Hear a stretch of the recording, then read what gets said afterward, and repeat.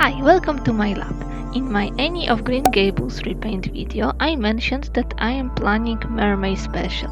I have in my mind reverse mermaid, creature which has got fish upper part and human lower. I don't plan to make something that creepy, yet project is ambitious, so still I need to design my character. It would be too long to put drawing concept, art and doll making in one video, so I decided to split it into two videos. The doll which I chose is Gigi Grant. I pick up her because of her unique sculpt on the legs and because it is stiff doll.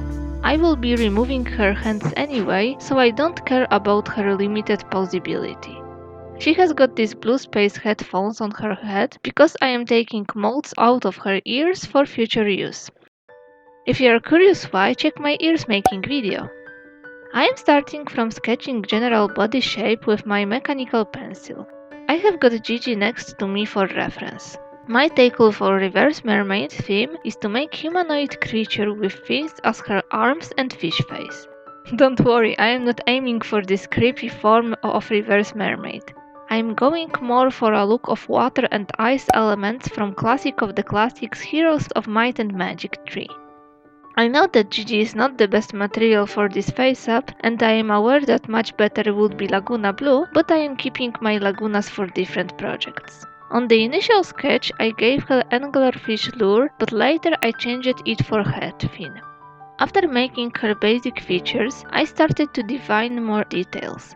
As you can see, I was changing her fins design many times. One of my biggest problems in her design was her clothing. First, I sketched her panties, but it looked awful. I changed them into seashell, which looks even worse, but I stayed with it because of my crazy sense of humor. I thought that if classical mermaid usually wears seashells as her bra, then reverse mermaid could wear it as her panties. I ended up going in different direction, but seashell stayed for this sketch. Honestly, I would like to keep her naked because she is fantasy creature, she lives in water and she doesn't need clothes. I gave her them because I didn't want to tease YouTube and narrow my already small ranges. When I was designing this doll, I was wondering when it is time for full artistic liberty. When you are famous and you are doing whatever you want because you'll be loved anyway. Or maybe when you are nobody like me and you have nothing to lose. I have 30 subscribers so far, I love you guys, and my videos are not monetized and it will take years until they will, so I cannot have this classic demonetization punishment. Well, but possibly they still can block my videos. So yeah, just small thoughts over the pencil. What do you think about it? When artists can have got full liberty in the art? As you can see, I did majority of the sketch off camera because there were so many corrections and brainstorming that it would not look good on the video. My next step is to mark all lines with ink and I am using for it Rotring isographs. I am not sure whether using isographs is popular in art community, but I am using them since middle school with breaks and I very like them. This one has got 0.4mm thickness. I prefer even thinner like 0.25, but my thinner nib was broken. If you ever use isographs or rapidograph, remember to clean them after use if you are not using them very often, because dry ink can stick whole pen. By the way, recently I found that for these isographs, quality of paper is crucial. Drawing on cheap printer paper is pain in the butt. Now it's time for coloring. I am using for this Arteza Watercolor pencils. As you can see, I am keeping Gigi original pink skin color.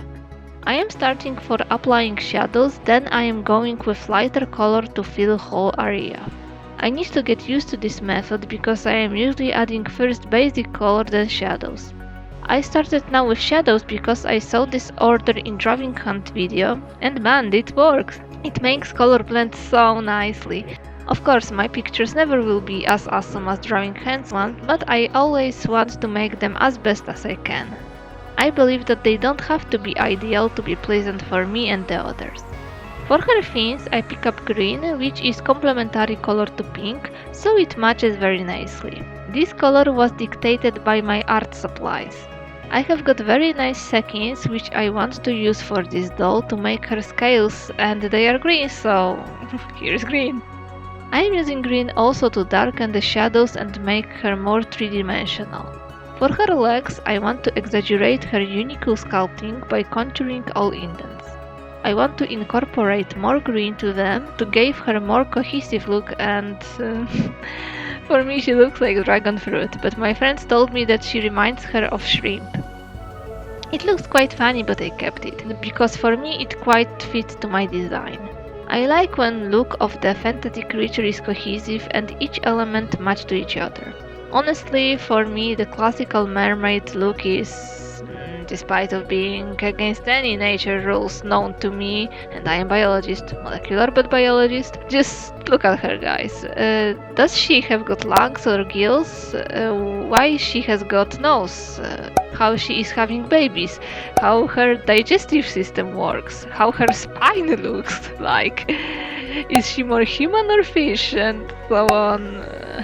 I agree that classical mermaid looks very pretty, but for me she would be more cohesive if she have got more fish features. Maybe fins on her arms or different skin color. That's why I'm keeping my reverse mermaid more fish looking than human looking, even on her lower part. Maybe one day I'll prepare classical mermaid, but definitely I'll give her more fish details. As you can see, I'm giving her flat chest. I want to give her more androgynous look and, fish don't have boobs, they don't need them. Plus my green seconds are quite large and it would be easier to glue them on flat surface. On the profile shot I forgot to mark with ink her leg sculpt, so here I am making them with watercolor pencils only. Last thing, face close-up. I am giving her big yellow round fish eyes and white lips. Her nose gave me lots of problems. Gigi has got quite prominent, very non-fishy nose. Totally doesn't fit to my idea. I was even very close to just cut her nose, but I decided to keep it because I am not feeling very confident with modifying face that much. When I was sketching her, I was thinking how much Laguna face would be better for this face up. Gigi has got much stronger features and it is really hard to turn her into fish, but I am trying to do my best. Good challenge is not bad. Part of me is feeling bad of this doll because she has got so pretty face and I am turning her into this monster. Luckily I have got one more Gigi doll and this will be more classical repaint.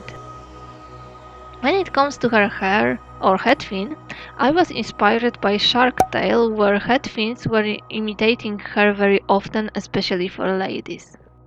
I had huge fun with drawing her eyes because I know that I will be not able to put so many details in doll due to the much smaller size. I was referring to real fish eyes. I want to keep them very round with yellow sclera and brown pupil. And of course, no eyelashes, no eyebrows. Fish don't need them.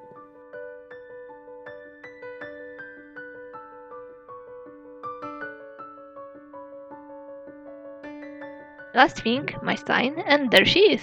I hope that you find this video enjoyable and you like my reverse mermaid design. Even if she looks more like dragon fruit, shrimp, fish, harpy than mermaid. I already have got name for her, but I'll keep it as my secret for now. I still have some work to do with the doll and whole video, but I try to post her this month to be in mermaid theme. So see you then, bye!